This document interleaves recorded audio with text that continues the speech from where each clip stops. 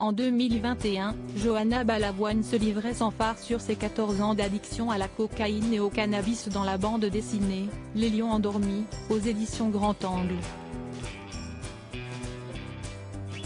La jeune femme de 35 ans y expliquait sa descente aux enfers étape par étape, une période sur laquelle elle revient dans l'épisode inédit de Dans les yeux d'Olivier, Addict, diffusé lundi 6 mars à 22h45 sur France 2. Tout ce que ça fait, le corps ne peut plus. Le corps est rempli de poison quand même. La cocaïne, si est un mélange de kérosène. Si est de la merde. On a mal au nez, puis on saigne du nez, puis on a mal aux dents et à la tête, puis on est fatigué. Ça use, confie-t-elle à Olivier Delacroix. Comment Johanna Balavoine est-elle tombée dans la drogue, comme ça?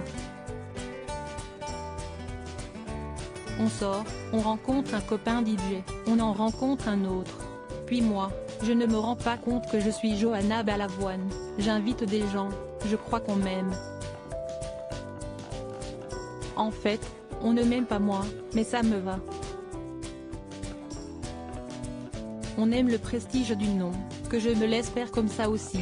C'était facile, je n'avais aucun problème à inviter la table entière, ajoute la fille de l'illustre chanteur Daniel Balavoine, décédé dans un accident d'hélicoptère juste avant sa naissance.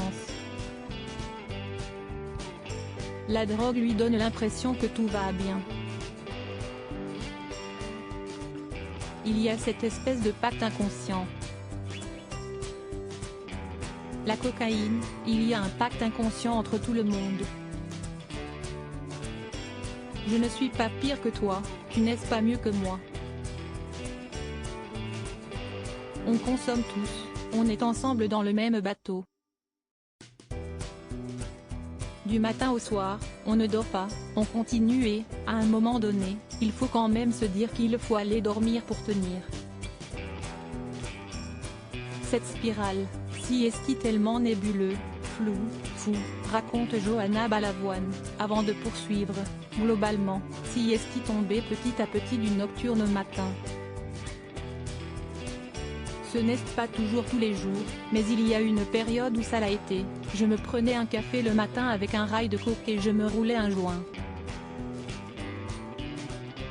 Tout ce que je vivais était de l'ordre du fantasme, de l'irréel, du mensonger.